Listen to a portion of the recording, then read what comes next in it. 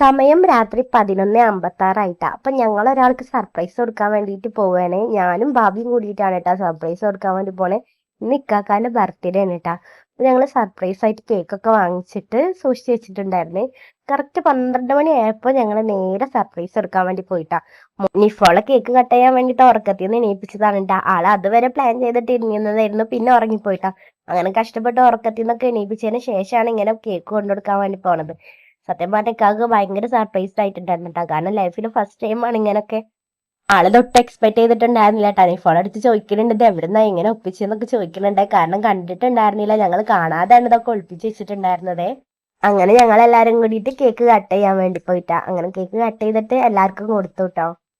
ഇതുപോലെ ഫാമിലിയുടെ കൂടെയുള്ള ചെറിയ ചെറിയ സന്തോഷങ്ങളാണ് കേട്ടോ ഞങ്ങൾക്ക് ഏറ്റവും വലുത്.